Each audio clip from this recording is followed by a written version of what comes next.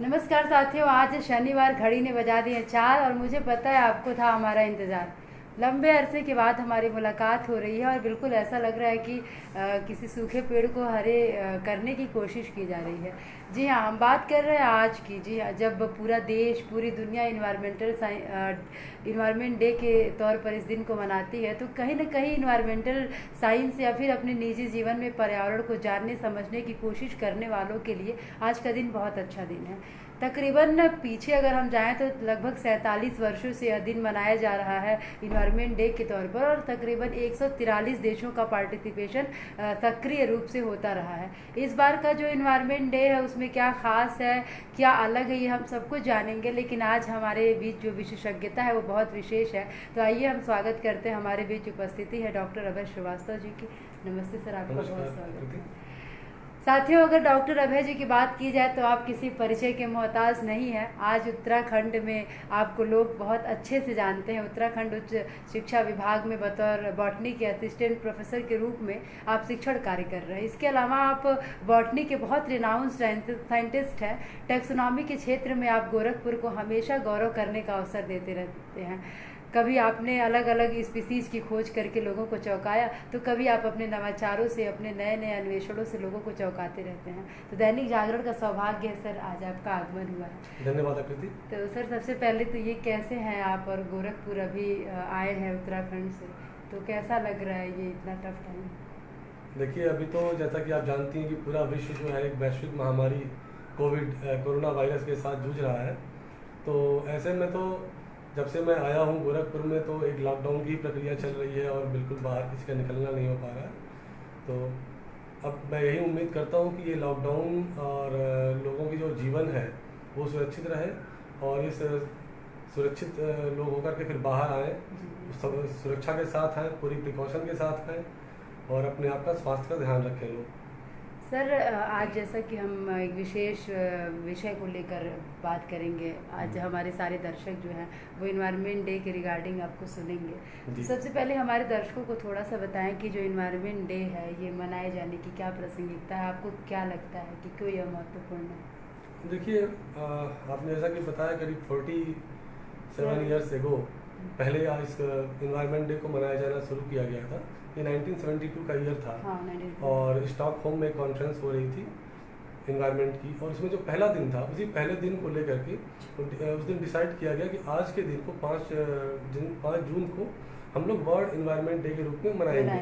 और एक इसको मनाए जाने के पीछे एक उद्देश्य यह था कि लोगों को इन्वायरमेंट के प्रति, पर्यावरण के प्रति जागरूक किया जाए, और इस जागरूकता के साथ साथ उनकी प्रतिबद्धता भी तय की जाए कि आप जिस परिवेश में रहते हैं उस परिवेश के प्रकृति को, पर्यावरण को स्वस्थ रखने की जिम्मेदारी भी आपकी होती है। तो इस उद्देश्य के साथ जो है पर्यावरण दिवस को मनाया जाना शुरू किया गया था। सर, इस बार का जो इन्वायरमेंट डे का, जैसा कि हमेशा दर्शकों हमेशा एक थीम तय किया जाता है, तो इस बार का रिस्टोरेशन पे फोकस है। तो इसको क्या लगता है आपको, क्या दर्शकों से आप क्या कहना चाहेंगे रिस्टोरेशन के बारे में?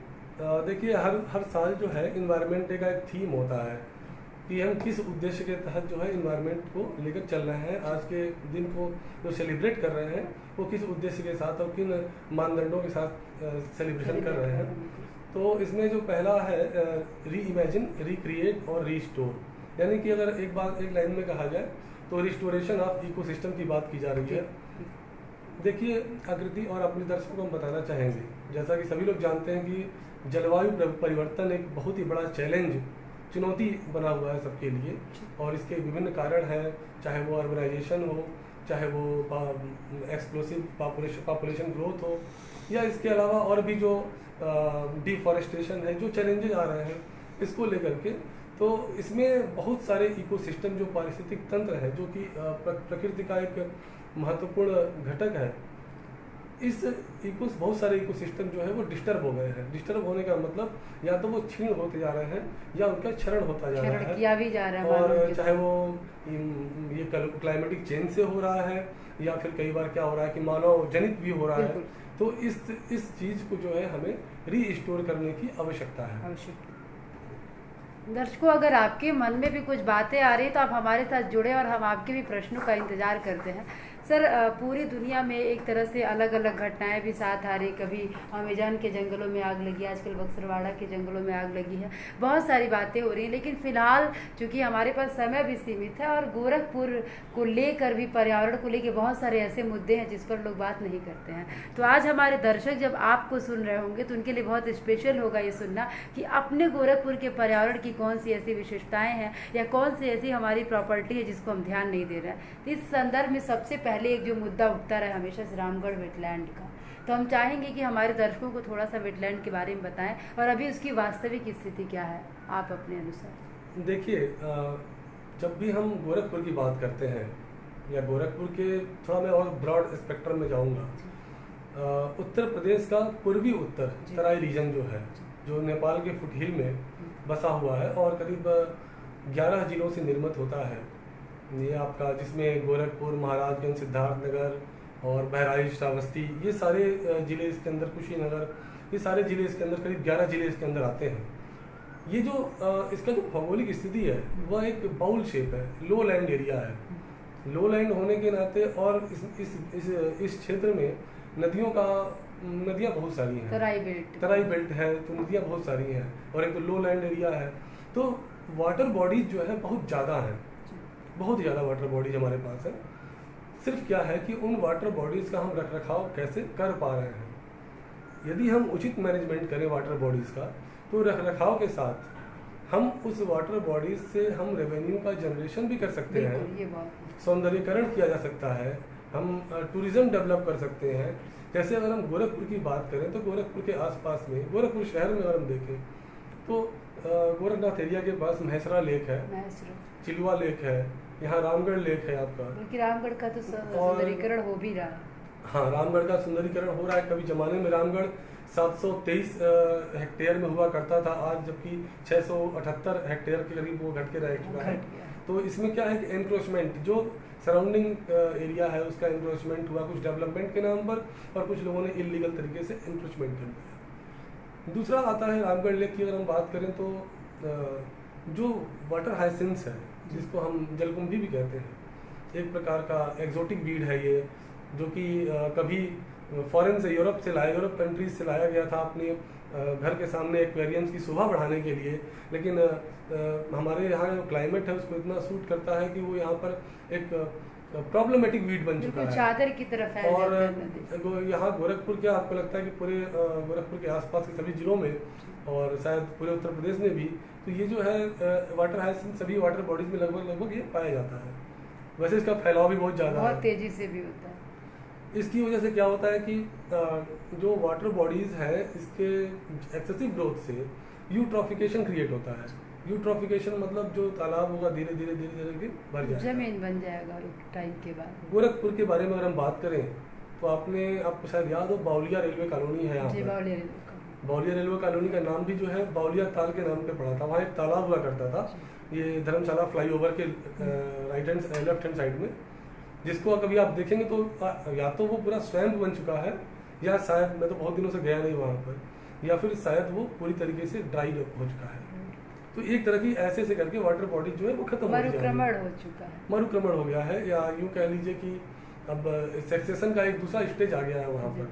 वाटर बॉडीज लगभग खत्म हो चुकी, क्योंकि एक्सेसिव ग्रोथ हो रहे हैं प्लांट्स के, और उसके अंदर वो उसके अंदर वो मर रहे हैं, वहीं डेब्रिसेस हो रहे हैं, तो धीरे धीरे जो तल होता है वो उथला होता चला जाता है। सेम प्रॉब्लम जो है रामगढ़ ताल के साथ भी आ रही है। रामगढ़ ताल में अभी हम कुछ ही दिन पहले हम रामगढ़ ताल एरिया में गए हुए थे, तो वाटर हाइसिंथ बहुत ज़्यादा एनक्रोचमेंट कर रही है। अब इसके प्रॉपर मैनेजमेंट की बात है। देखिए, एक तरफ वाटर हाइसिंथ हमारे लिए प्रॉब्लम का विषय है, एक समस्या है हमारे एक्वेटिक सिस्टम के लिए। वहीं दूसरी तरफ मैंने देखा कि बहुत सारे बर्ड्स की जो एग लेइंग होती है, हैचिंग होती है, उनके लिए वो हैबिटेट है। तो हमें अगर बायोडाइवर्सिटी को लेकर चलना है, क्योंकि हम कभी भी एक पक्षीय काम नहीं कर सकते, तो हमें अगर बायोडाइवर्सिटी को लेकर चलना है तो हमें इस बात को भी ध्यान देना पड़ेगा कि हम किन मंथ में कौन से ऐसे महीने हैं जब हम जलकुंभी को वहाँ से निकालें। हाँ, ये ऐसा ना हो कि हम जलकुंभी जिस समय निकाल रहे हैं उस समय उसमें चिड़ियाओं ने अंडे दे रखे हों और उसमें उसको हैचिंग का टाइम हो रहा हो। तो एक तरह से हम वाटर हायसिंथ हटा करके अपने तालाब को स्वच्छ करेंगे, वहीं दूसरी तरफ बायोडाइवर्सिटी का लॉस भी हम करते चले जाएंगे। तो एक प्रॉपर मैनेजमेंट समग्रता में समझने की आवश्यकता है इसको। यानी कि यहाँ पे दर्शकों को एक बात बहुत समझ लेना है कि अभी कुछ दिन पहले जब जलकुंभी निकाला जा रहा था उस समय शायद चिड़ियों के अंडे देने का समय था, इसी कारण बड़े स्तर पर विरोध के स्वर भी उठ रहे थे। जी। तो मतलब हमारे अगर प्रशासन तक भी दैनिक जागरण के माध्यम से बात हम पहुँचाना चाहेंगे, जैसा कि डॉक्टर अभय श्रीवास्तव जी कह रहे हैं कि अगर जब भी जलकुंभी हटवाया जा रहा था हमें ये बात ध्यान रखना होगा कि कहीं वो बर्ड्स के एक लेइंग का टाइम तो नहीं है। बिल्कुल बिल्कुल, इसको आपको ध्यान देना चाहिए। सर एक बात और मन में आता है कि जब भी हम स्वतंत्रता संग्राम का इतिहास पढ़ते तो समझ में आता है कि गोरखपुर के रेलवे ट्रैक से बड़ी स्तर पर एक शंखपुष्पी का वो होता था, तस्करी किया जाता था। और ऐसे ही बहुत सारे हमारे जो वेजिटेशन रहे हैं उनका अलग अलग तस्करी किया जाता रहा है और इसी कारण बहुत सारे हमारे जंगल के बहुत सारे जो प्रजातियां थी वो विलुप्त होने लगी। उसके बारे में थोड़ा सा बताएं कि आखिर जो गोरखपुर का जंगल है उसकी क्या विशेषता है और अभी क्या स्थिति है गोरखपुर के जंगलों की। देखिए, दर्शकों में बताना चाहूँगा, वैसे तो सभी लोग ये जानते हैं, गोरखपुर का जो जंगल है वो सब ट्रॉपिकल जोन में आता है। गोरखपुर सब ट्रॉपिकल जोन में आएगा। पृथ्वी को भौगोलिक स्थिति के अनुसार जो है ट्रॉपिक्स के अनुसार उसको 3 जोन में बांटते हैं, 4 जोन में लगभग बांटते हैं। तो ट्रॉपिकल जोन, सब ट्रॉपिकल जोन, टेम्परेट में जो उत्तराखंड और हिमालयन जोन आते हैं और फिर अल्पाइन जोन आते हैं। तो जो हमारा गोरखपुर है वो सब ट्रॉपिकल जोन में है। मिले जुले क्लाइमेट का यहाँ असर देखने को मिलता है। अगर हम बात करें उत्तर प्रदेश की तो गोरखपुर उत्तर प्रदेश का मैक्सिमम रेनफॉल रिसीव करने वाला, मैक्सिमम प्रेसिपिटेशन वाला जिला है। यहाँ सबसे अधिक बरसात होती है पूरे उत्तर प्रदेश में। तो उस लिहाज से जो यहाँ के वन हैं वो बहुत ही हरे भरे रहते हैं। डेसिडुअस फॉरेस्ट है लेकिन बहुत सारे हरे भरे वन यहाँ पर हमेशा पूरे साल भर रहते हैं। और इन वनों में विभिन्न प्रकार की जो लाभदायक पौधे हुआ करते थे, पौधों की प्रजातियां हुआ करती थी जो मेडिसिनली इम्पोर्टेंट थे। अगर आप देखें तो उसमें जंगल का भी एनक्रोचमेंट काफ़ी हुआ है। और जंगल पहले जब हम लोग पहले आज के 20 साल 25 साल पहले जो जंगल देखते थे आज उसका क्षेत्रफल सिमट रहा है धीरे धीरे। वनस्पति तो साफ हो गया बिल्कुल। अगर हम आए गोरखपुर देवरिया रोड पे तो आप देवरिया रोड पे देखेंगे या फिर पीपीगंज रोड पे देखेंगे तो एक तरह से जंगल अंदर साफ होता चला जा रहा है। इसके जो कारण है या तो ग्रेजिंग हो सकता है या डिफॉरेस्टेशन है, या फिर जब आपने जैसा कि बात कहा कि ब्रिटिश इरा की बात कर रहे थे हम कि उस समय भी यहाँ से फॉरेस्ट प्रोड्यूस कह सकते हैं, फॉरेस्ट प्रोड्यूस की तस्करी हुआ करती थी। और इस तस्करी से बहुत सारे जो बहुमूल्य जड़ी बूटियाँ थीं या फिर इमारती लकड़ियाँ थीं इनको जो है यहाँ से सप्लाई करते थे दूसरी जगहों पर। यदि आप कभी महाराजगंज जाएँ तो वहाँ पर जंगल के बीच से ट्रॉमवे रेल का ट्रैक आज भी वहाँ मौजूद है। हाँ, बिल्कुल। करीब 10-12 साल पहले वहाँ जाने का अवसर प्राप्त हुआ था तो मैंने देखा था उस समय एक मीटर गेज जो कुछ आसपास वनटांगिया के लोग वहाँ भी रहते हैं। तो ये चीज़ें बताती हैं कि प्राकृतिक संसाधन के रूप में गोरखपुर के जो वन रहे हैं वो हमेशा ही बड़े ही सशक्त और समृद्धशाली रहे हैं, जिन वनों का भौगोलिक रूप से और आर्थिक रूप से बहुत ही ज़्यादा महत्व रहा है। यहाँ पर बहुत सारे लोग हमारे साथ जुड़ रहे हैं, हम सबका स्वागत करते हैं। हमारे साथ चित्रा देवी जी, अमित सिंह पटेल जुड़े हैं। अंकिता दुबे जी कहती हैं कि आज के समय में पेड़ पौधों के लोग लगाने पर बल देते हैं, क्या पौधारोपण करने से सभी घटक संतुलित होते हैं?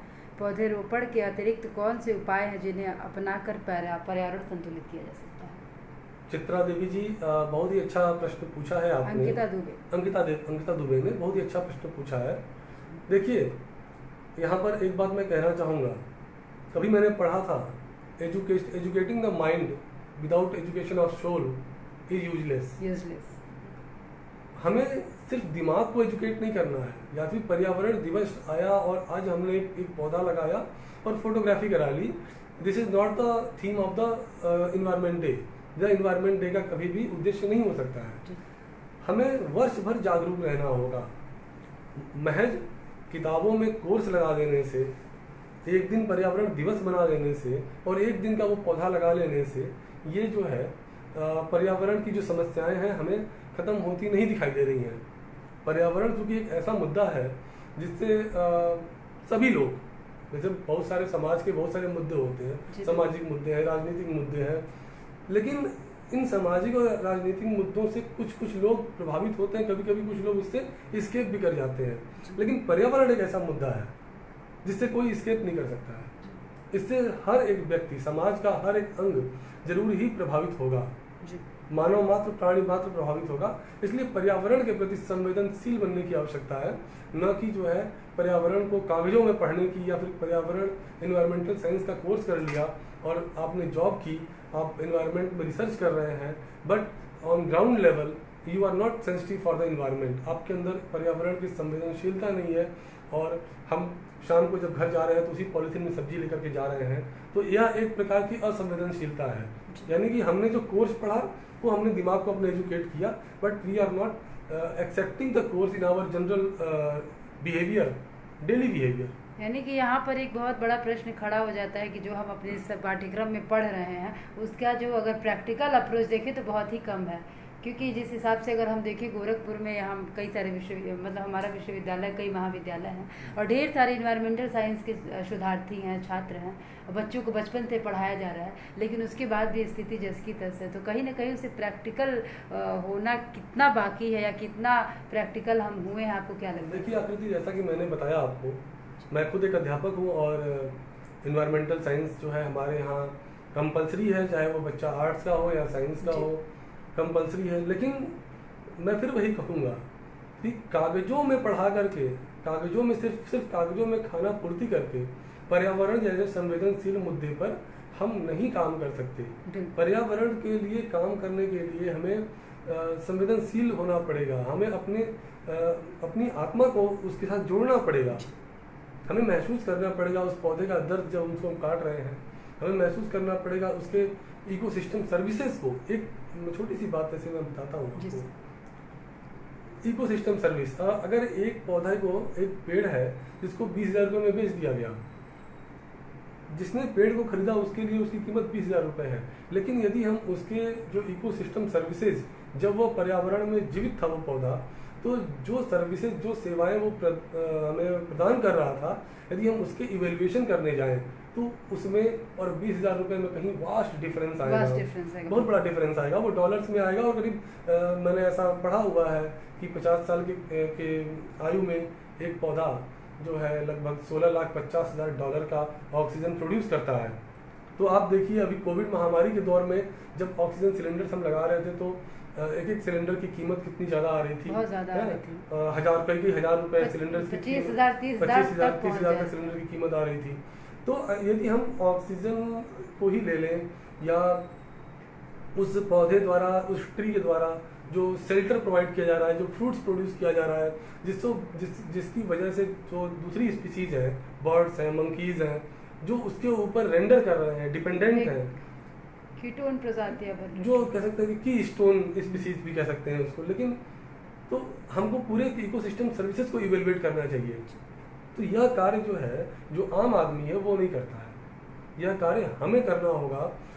खास करके जो लोग, जो पढ़ा लिखा तबका है, जो लोग तथाकथित जो लोग बुद्धिमान है, समझदार हैं, उनको खुद इनिशिएटिव लेना होगा और तब जाकर के हम साथ समाज के दूसरे लोगों को भी अपने साथ जो है जोड़ सकेंगे। बिल्कुल सर, यहाँ पे एक चीज़ और दिलचस्प हो जाता है कि हमारे जो पूर्वज थे वो उनके जीवन में कितना अच्छा था कि जैसे जब वो कमाते थे तो वो खेत खरीदते थे और उसमें हम खेती करते थे, वो बागीचे लगाते थे, और आज हम ज़मीन खरीदते हैं, हम घर खरीदते हैं और वो खंडहर बन जाता है बाद में। तो कहीं ना कहीं जो अभी एक तरह से सस्टेनेबल थीम ही चल रहा बीते 5 सालों से, तो हमारे पूर्वजों के जीवन का ये अभिन्न अंग रहा। आपको क्या लगता है कि किस तरह से हम लोग कुछ अलग कर सकते हैं अपने प्रॉपर्टी में, कैसा इन्वेस्टमेंट करें कि वो इन्वायरमेंट के फेवर में हो? इस हिसाब मतलब इसमें आपका देखिए, आप थोड़ा सा मैं आपको बताऊं, जैसे कि आपने कहा कि हमारा देश, देखिए भारतवर्ष जो है यह एक ऐसा देश है जिसमें सस्टेनेबिलिटी को शुरू से ध्यान में रखा गया। हमेशा से ही सस्टेनेबिलिटी को, हमारी संस्कृति ही ऐसी रही कि हम सस्टेनेबिलिटी को, यानी कि जिसको लॉन्ग टर्म सस्टेनेबिलिटी कह सकते हैं, चिर स्थायीकरण कह सकते हैं, सस्टेनेबिलिटी को हमेशा ध्यान में रखा गया। जैसे कि हमने हर अवसर पर, जैसे कि हमारे यहाँ शास्त्रों में कहा जाता है कि एक वृक्ष 10 पुत्र समाना, 10 पुत्र समाना। हम बात करते हैं गुरु ऋण, मातृ ऋण, पितृ ऋणों की बात करते हैं, तो साथ ही साथ हम प्रकृति ऋण की भी बात करते हैं कि प्रकृति से जो हम ले रहे हैं हमें प्रकृति को लौटाना भी है। और एक बात बहुत अच्छे से समझने की जरूरत है। देखिए, जब औद्योगिक क्रांति आई विश्व में, जब इंग्लैंड में औद्योगिक क्रांति हुई है, यूरोपियन कंट्रीज में, तो वहाँ पर एक बात आ गई, दो चीज़ें बड़ी ही मिस मैसेज चीज़ें आई। पहला ये आया कि man is the master of universe. Universe, बिल्कुल। ये समझ में आ गया कि man is the master of universe, मतलब ये कोई कहता नहीं है, लेकिन ये दिमाग में हमारे बनता चला गया कि man is the master of universe. दूसरे जगह वहीं इस बात करें तो हम ये देखेंगे कि नेचर इज द कमोडिटी। ये दो जो है गलत मैसेज जो हमारे ये मॉडर्न इरा में चल रहा है कि nature is the commodity and man is the master of the universe. इन दो गलत फहमियों ने हमारे प्रकृति का कितना क्षरण किया है और प्रकृति के प्रति हमें कितना असंवेदनशील बनाया है, इसको मतलब आंकना मुश्किल है। बिल्कुल। दूसरी बात, ये जो पृथ्वी है और जो पर्यावरण है या जो प्रकृति है, इसको हम इनहेरिट करते हैं। हमने, हमारे पूर्वजों ने, हमारे फोरफादर्स ने हमें इनहेरिट किया और हम इसको आने वाली पीढ़ियों को इनहेरिट करेंगे। तो हमारा कर्तव्य बनता है कि जैसे हरा भरा पर्यावरण हमारे पूर्वजों ने हमें दिया है, हम भी उन्हें अपने आने वाली पीढ़ियों को हरा भरा पर्यावरण दें। लेकिन हम यहाँ उल्टा हो रहा है। We are not inheriting the earth to our coming generation, but we are borrowing it. हम उनसे ही उल्टा ले रहे हैं, हम उनका हिस्सा भी बर्बाद कर रहे हैं, छीन रहे हैं उनसे हम। बहुत सारे लोग जुड़ रहे हैं सर, जिसमें यहाँ पर अगर हम गोरखपुर में एक नाम ले, पर्यावरण के क्षेत्र में एक नाम छोड़ दें तो शायद पूरा नहीं होता है। रवि द्विवेदी जी हैं जिन्होंने गोरखपुर में बोनसाई वाटिका डेवलप किया है। आप जुड़े हैं सर, आपका हार्दिक अभिनंदन है। लिखते हैं कि इस तरह की गोष्ठियों में शासन प्रशासन को जिम्मेदार क्यों नहीं, शासन प्रशासन के जिम्मेदार लोग क्यों नहीं शामिल किए जा सकते। सर, आगे दैनिक जागरण की कोशिश रहेगी कि आपके विचारों का स्वागत करते हुए हम इस दिशा में भी कदम उठाएं, और दैनिक जागरण बुलाती भी है और ऐसे हमारे कार्यक्रम में शासन के लोगों का आगमन भी होता है और बहुत बार चेंजेस की बातें यहाँ से की गई हैं और कुछ एक बार स्टेप्स भी लिए गए हैं। आगे विनोद केडिया जी कार्यक्रम के लिए शुभकामनाएं प्रेषित कर रहे हैं। विनय मिश्रा जी हैं जो कि दिव्यांग बच्चों के शिक्षक हैं। आप लिखते हैं कि पौधे लगाने के अतिरिक्त गांव के जलाशय, कुएं, मिट्टी के टीले व खलिहानों को भी बचाने के लिए जागरूक करने की आवश्यकता है। जी, मैंने यही बात पहले कही कि किसी एक पर्टिकुलर, अगर रामगढ़ लेक है तो सारा फोकस रामगढ़ लेक पर ही कर देना और बाकी चीज़ों को भूल जाना। क्योंकि रामगढ़ लेक गवर्नमेंट के प्रोजेक्ट में है, इसलिए सारे पूरा सरकारी महकमा उसके ऊपर काम कर रहा है। क्योंकि आमी नदी भी बहुत खराब, इसके अलावा भी मैंने कहा, जैसा कि मैंने बताया कि हमारा पूर्वांचल जो पूरा है वो एक वाटर बॉडीज बहुत ज़्यादा है यहाँ पर, तो इसमें से हमें वाटर बॉडीज को आइडेंटिफाई करना चाहिए, सस्टेनेबल डेवलपमेंट के लिए उसका मैनेजमेंट करना चाहिए।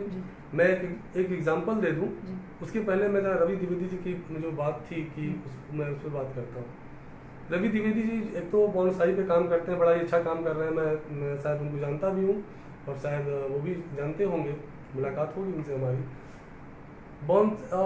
रवि द्विवेदी जी, ये समझिए कि आप किसी भी विषय पर जब चर्चाएं करते हैं और जागरूक होते हैं, लेकिन जो उनके ऊपर जो नियमों को बनाना और नियमों का अनुपालन कराना जो होता है वो राजनीतिज्ञों और शासन के हाथ में होता है, शासन और प्रशासन के हाथ में होता है। तो निश्चित रूप से शासन और प्रशासन की सहभागिता और साथ ही साथ जो एकेडमिशियंस हैं, जो रिसर्चर्स हैं, इन सबको लेकर के ये समझना चाहिए, होलिस्टिक अप्रोच होना चाहिए, क्योंकि हम अकेले नहीं कर सकते। हमें प्रशासन की आवश्यकता पड़ सकती है और प्रशासन भी अकेले इस चीज़ को हैंडल नहीं कर सकता है, उनको भी एकेडमिशियंस की आवश्यकता पड़नी है। दूसरा पॉइंट, रामगढ़ लेक की हम बात कर रहे थे, चिलुआ लेक है जो यहाँ पर मैसरा ताल जिसको कहते हैं। हमारा गोरखपुर एक ऐसा शहर है, शायद दरभंगा बिहार के बाद, कि गोरखपुर में प्राकृतिक रूप से मखाना उगता है, पैदा होता है। कोई उगाता नहीं है, लेकिन प्राकृतिक रूप से वो वहाँ उगता है। लेकिन अब क्या है कि जैसे फर्टिलाइजर फैक्ट्रीज खुल रही हैं, तो फैक्ट्री का खुलना जरूरी है क्योंकि यहाँ के लोगों को रोजगार चाहिए। लेकिन साथ ही साथ इस बात का मैनेजमेंट उसी समय कर लेना चाहिए कि जब हम ये फैक्ट्री लगा रहे हैं तो इसके इफ्लुएंट्स जो निकलेंगे वो जाकर के हमारे किस जलाशय में जाएंगे और उस जलाशय में जाने से पहले उनका क्या ट्रीटमेंट होना चाहिए। बिल्कुल। और ये भी देखना चाहिए कि उस जलाशय में पाए जाने वाला जो जीव है, चाहे वो पौधा है या फिर कोई जंतु है, प्लांट्स है, एनिमल है, फ्लोरा है, फना है, उनके ऊपर क्या प्रभाव पड़ रहा है। बिल्कुल। क्योंकि मुझे कभी मैंने ऐसा देखा नहीं कि कोई भी आदमी जो है कभी उसके कंजर्वेशन की बात करे। आप सोचिए कि ताल मखाना की कीमत बहुत ज़्यादा होती है जी। अगर प्रॉपरली कल्टीवेट किया जाए तो हमारे यहाँ इतनी वाटर बॉडीज हैं कि हम सिंघाड़े के साथ उसको कल्टीवेट कर सकते हैं और it may be a good source of the revenue generation. ठीक है, तो लेकिन कभी हम इस पर बात ही नहीं करते। हम हमेशा एक पक्ष को सोचते हैं कि हमें भूख लगी तो हमें बस कुछ भी उखाड़ के खा लेना है, फिर अगले बार सोचेंगे कि अरे यार इसको उखाड़ के खा लिया तो अब हमें पौधा ऑक्सीजन कहाँ से मिलेगा। लेकिन ये आपने बहुत महत्वपूर्ण बात कही सर कि जब भी कोई अगर हम कोई स्कूल ही बना रहा है, कोई बिल्डिंग बना रहा है, तो जो हमारे EPA इन्वायरमेंटल प्रोटेक्शन एक्ट के तहत जो कुछ नियम हैं वो हमें फॉलो करने चाहिए। जैसे कि अगर हमारे वहाँ कोई भी फैक्ट्री है, जैसा आपने बताया कि उसके इन्फ्लुएंस कहाँ जा रहे हैं और क्या उनका परसेंटेज है, ये सारी चीज़ें बहुत वो इन्फ्लुएंस वहाँ जाकर के क्या परिवर्तन लाने वाले हैं, इनका फैक्ट्री शुरू होने से पहले इसका रिसर्च हो जाना चाहिए और पूरा एक रोड मैप होना चाहिए दिमाग के अंदर कि हम किन किन स्टेप पे क्या क्या करेंगे। सस्टेनेबिलिटी इसी को कहते हैं। विनय मिश्रा जी लिखते हैं कि महाराजगंज में लेहड़ा मंदिर के पास परगापुर ताल और गोरखपुर के कैंपियरगंज में सरुआ ताल के जोड़ोद्यार की योजना बनाई गई है, लेकिन अभी तक धरातल पर नहीं उतर सकी। उसका मूल कारण उन तालों के प्रति जन समुदाय जागरूक नहीं है। योजनाओं के क्रियान्वयन के प्रति आवाज़ उठाई जाए। बिल्कुल इस तरह की जो भी चीज़ें हैं इस पर जनता को भी आवाज़ उठानी होगी और जो भी यहाँ के जनप्रतिनिधि हैं उन तक बात पहुँचाई जाए तो निसंदेह ये जो आवाज़ें हैं वो सही जगह तक पहुँचेंगी। सर बहुत सारी चीज़ें आ रही। अंकिता दुबे जी का एक और प्रश्न आ रहा है, धारणीय विकास धरती का विकास पर्यावरण संतुलन में किस हद तक सहायक हो सकता है। देखिए धरती का जो विकास है मतलब आप कह सकते हैं कि ह्यूमन डेवलपमेंट की हम बात कर रहे हैं और पर्यावरण संतुलन में किस तरह से। देखिए मैं बार बार हमेशा जब भी हम पर्यावरण की बात करेंगे, प्रकृति की बात करेंगे तो दो शब्द हमेशा आते हैं, एक संतुलन और एक होता है सस्टेनेबिलिटी, यानी कि चिरस्थायी डेवलपमेंट इसको कह सकते हैं, सस्टेनेबल डेवलपमेंट। तो जब भी मैंने कहा कि जब भी हम कोई भी कार्य, कोई भी इंडस्ट्री, कोई भी कारखाना लगाने से पहले जब भी हम अर्बनाइजेशन कर रहे हैं तो उस समय हमको इस बात का एक कंप्लीट खाका बनाना पड़ेगा बिल्कुल कि यदि हम किसी जगह से 1000 प्लांट्स 1000 ट्री काट रहे हैं तो कम से कम 10,000 ट्री हमें कहीं रोपित करना होगा। और सिर्फ रोपित नहीं करना होगा, रोपित करने के साथ साथ उनका हमें अपनी प्रतिबद्धता दिखानी होगी कि वो 10,000 पौधे एक डेवलप कर पाए, विकसित हो पाए, उनका उचित देख रेख उनकी होनी चाहिए। क्योंकि अभी देखिए एक जगह कहीं अभी मैं सुन रहा था कि हीरे की खादान निकली है छतरपुर में और जहाँ पर कितने हेक्टेयर का जो जंगल जो है वो काटना है। तो अब यही प्रॉब्लम आती है हम लोग के साथ में कि हम हीरे के चक्कर में जंगल काट डालेंगे पूरा। मतलब एक हीरा जो पेड़ के रूप में है उसका हम शायद वैल्यू मैंने कहीं पढ़ा था कि if we have a right attitude then we are always walking on acres of diamond. बिल्कुल, यदि हम सही एटीट्यूड से काम कर रहे हैं तो हमेशा हमारे कदमों के नीचे एकर्स ऑफ डायमंड है। और दूसरा अभी उत्तराखंड की मैं बात करूं तो एक एयरपोर्ट के डेवलपमेंट के लिए कुछ ट्रीज का काटना था तो वहाँ के लोगों ने उसके खिलाफ आंदोलन करना भी शुरू कर दिया है। अब परिणाम क्या होंगे ये तो फिर राजनीतिज्ञों का विषय है और नियामक जो अथॉरिटीज हैं उनका विषय है, लेकिन जनता को जागरूक होना पड़ेगा। हमेशा इस बात को समझना पड़ेगा कि जैसे चुनाव में बहुत सारे मुद्दे होते हैं तो पर्यावरण क्यों नहीं मुद्दा है हमारा। Why we are so much insensitive about the environment. शायद इसलिए कि अभी हमारी आवश्यकताएं पूरी हो जा रही हैं और शायद हम इसलिए नोटिस नहीं कर पा रहे हैं इसको, लेकिन आने वाले वक्त में और हमें चेतना होगा और यह भी एक महत्वपूर्ण मुद्दा होना चाहिए राजनीतिक में भी, समाज में भी और आम जनजीवन में भी। सर जैसा कि सेशन बहुत अच्छा भी चल रहा है, समय की भी बाध्यता, लेकिन एक प्रश्न चूंकि हमारे दर्शकों को भी पता है कि टैक्सोनॉमी के फील्ड में डॉक्टर अभय श्रीवास्तव जी गोरखपुर का गौरव है, तो एक प्रश्न तीन लोगों ने लगभग एक ही प्रश्न पूछा, आनंद जी, अंकिता जी और रोहन जी ने, कि ऑक्सीजन वाले पौधे खासकर अपने घरों के आसपास कौन से पौधे लगाएं जिससे ऑक्सीजन यील्ड अच्छा हो। देखिए, अगर हम ऑक्सीजन को स्पेशली, देखिए पौधे तो कोई भी पौधा है, कोई भी पौधा है जी। वो आपके लिए बेनिफिशियल है। फिर भी यदि आप स्पेसिफाई करना चाहेंगे तो देखिए, जो पीपल है या मोरेसी फैमिली के जो प्लांट्स हैं, उनकी दो बड़ी खास बात होती है कि एक पीपल, बरगद, पाकड़, एक तो घनी छाया देते हैं, शीतलता देते हैं, और जब भी आप पीपल के पेड़ के नीचे जाएंगे तो 2 से 3 डिग्री सेल्सियस टेम्परेचर हमेशा कम मिलेगा आपको, और ऑक्सीजन ज़्यादा एमिट करते हैं ये। तो एक तो ये पौधे, लेकिन यदि आपके पास जगह नहीं है, इतनी जगह नहीं है आपके पास, क्योंकि आजकल एक अर्बनाइजेशन इतना बढ़ गया है कि सबके घरों के पास इतनी जनसंख्या भी बढ़ चुकी है हमारी, सबके पास इतनी जगह नहीं है, गमले में लगाना तो गमले में भी, या गमले के बाद जो कोर्टयार्ड है, अपने जो अपना लॉन है, तो कोई भी पौधा आप, इवन अगर आप पेंडेंट अशोक भी लगाते हैं तो भी आपकी आवश्यकता की ऑक्सीजन आपको मिलती रहेगी। और हमेशा इस बात को सोचा जाए कि हम अपनी लिए जो ऑक्सीजन प्रोड्यूस करना है, अपनी आवश्यकता की ऑक्सीजन खुद एक पौधा लगा करके हम प्रोड्यूस करें। और इस बात के साथ हमें ये भी बोध हो कि कहीं ना कहीं हमें अगली पीढ़ी को भी कुछ देना है, तो इसलिए हम शायद हमेशा, जैसे कि पेड़ पौधे लगाएंगे तो आप इनडायरेक्टली बायोडाइवर्सिटी का संरक्षण भी करेंगे, जैव विविधता का संरक्षण भी करेंगे। कहा जाता है कि जब भी घर बनाना एक पेड़ जरूर लगाना, परिंदे मोहल्ले भर में चहचहाएंगे। क्या बात। तो ये जो होता है कि जब आप पेड़ लगाते हैं तो आप इनडायरेक्टली बहुत सारी सर्विसेज जो है प्रमोट कर देते हैं, और ये करना भी चाहिए आपको। हर व्यक्ति को अपने जीवन काल में, जैसे हमारे जन्मदिन पड़ते हैं, हमारे जीवन में कुछ वर्षगांठ पड़ती है और कुछ शुभ घड़ियाँ आती हैं हमारे जीवन में, तो यदि हम उनको यादगार बनाने के लिए एक वृक्षारोपण किया जाए, इस प्रकार की चीज़ों को प्रैक्टिस में लाया जाए, बहुत सारे लोग कर भी रहे हैं इसको, तो हमें लगता है कि थोड़ा ये बेहतर होगा।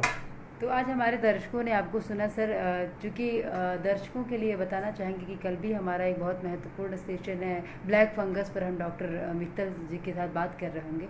तो सर सबसे इससे पहले कि हम आपको धन्यवाद कहें, एक आखिरी संदेश हमारे, मतलब आज के इस सेशन का आखिरी संदेश कि आज इन्वायरमेंट डे की शुभकामनाएँ देते हुए हमारे दर्शकों के लिए आप क्या कहना चाहेंगे?